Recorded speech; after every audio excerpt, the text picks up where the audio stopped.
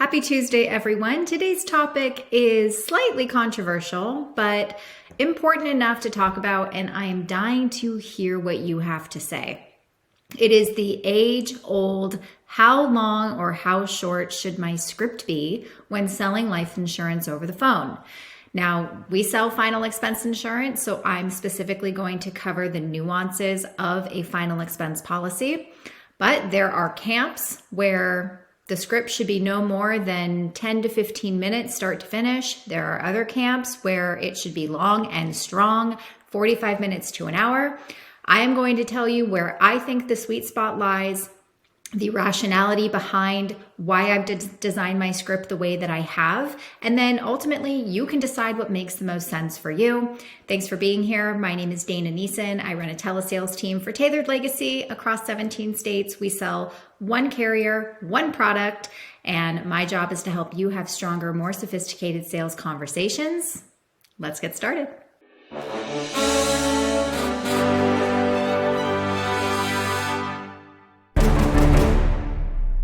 I'm just going to go right out there and say it. I think that a script selling final expense insurance that lasts 10 to 15 minutes from start to finish is a mistake. I believe that this is not a transactional conversation. Buying final expense insurance for the purpose of covering somebody's funeral costs and final expenses is an uncomfortable conversation for a lot of people to begin with. Making it only transactional and about price and health questions and qualifications will keep the person on the path of a transactional mindset when other people go to call them and they want to price shop in the future.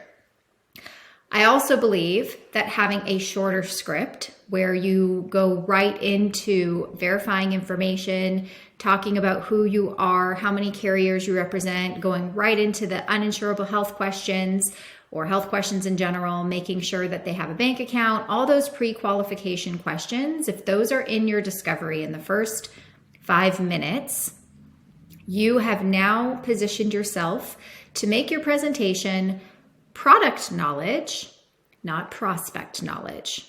And that is the foundation for how your conversations will go if you choose where to align your focus.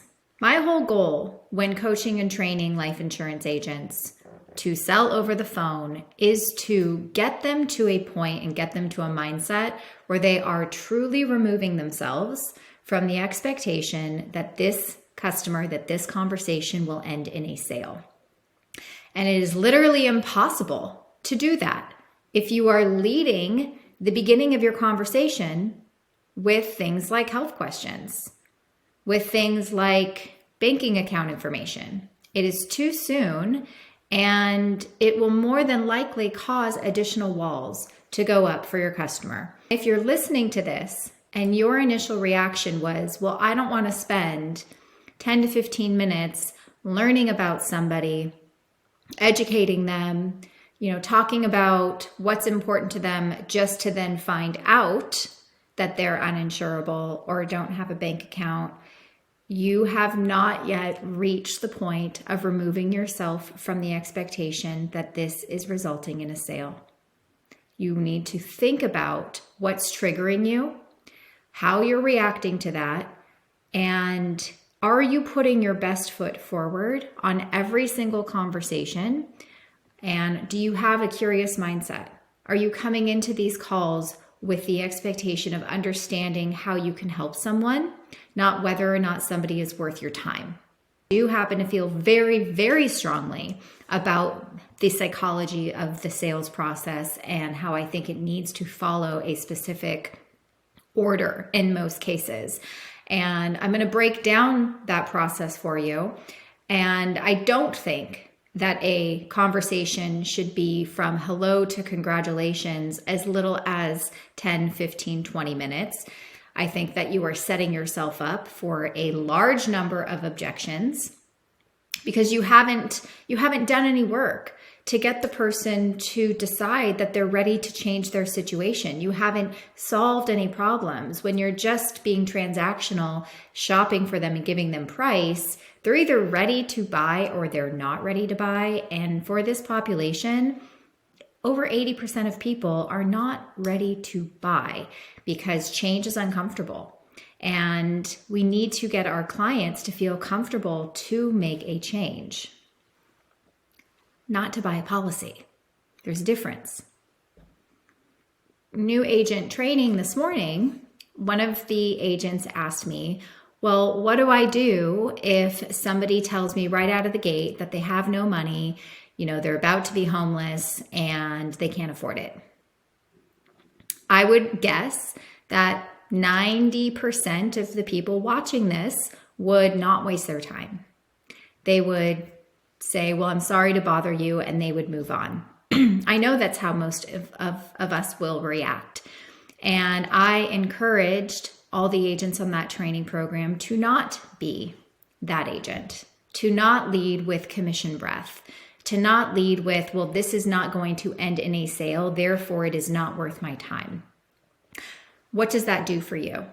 A, you start judging the leads. When you start judging the leads and you start picking and choosing who is worth your time, I guarantee you will miss out on opportunity. Number two, you've lost the opportunity to practice and sharpen your skills. If somebody tells me that they don't have any money, they're broke, they're about to be homeless, it's one of those things that I don't even hear. It doesn't even faze me. All I respond with was what I shared with my agents. That's not a problem. I'm sorry to hear you're going through a rough time. It's just my job to get you the information that you did request. What you do with that information is entirely up to you, but I would still like to deliver it to you. So that way, when you are ready to make a decision, you at least have the information to make an informed one. How does that sound? Right? And I'm not leading in with, hey, I'm here to sell you. No, I'm leading in with, I'm here to help you. And very often, in my experience with selling life insurance, people can afford and justify $20, $30, or $40 when it comes to giving them the price because nobody has taken the time to help them.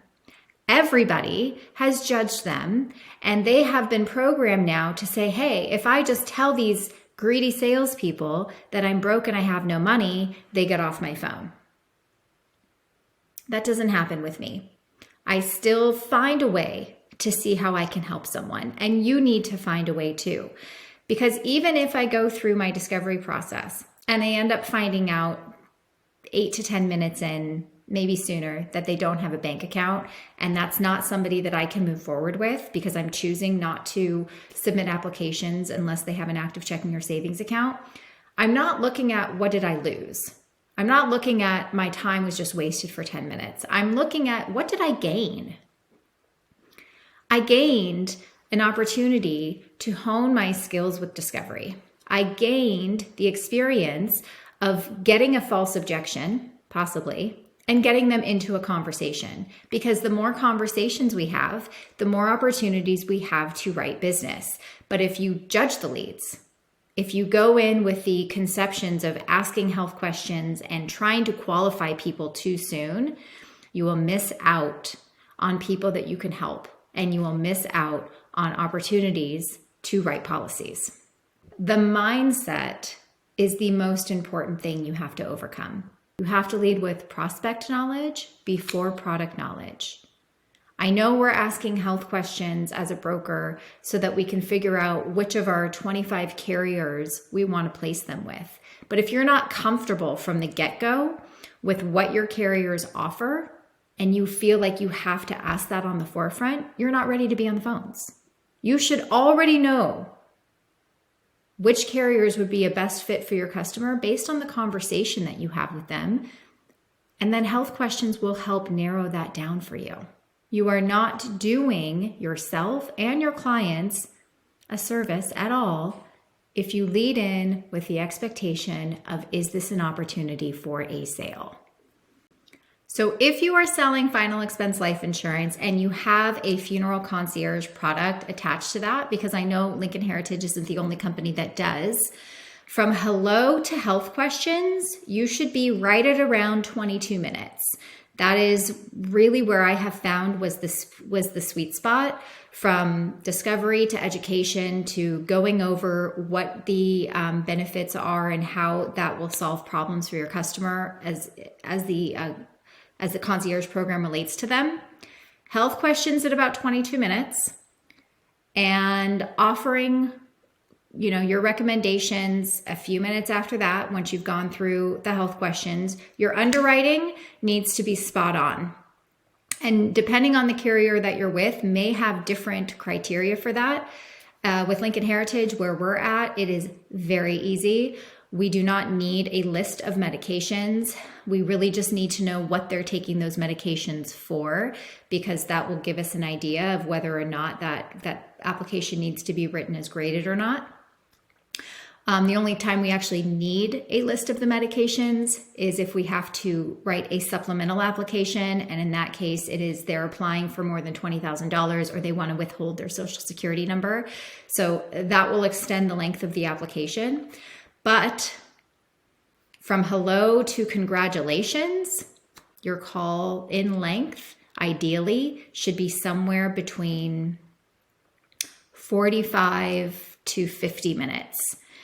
If your conversations are an hour and a half, they're too long, and you are definitely not using your time wisely, and you will be limiting the amount of people that you can help in one day. That means you are having a lot of sidebar conversations. That means that you are over explaining things and spending too much time in different sections. You have to find the balance between,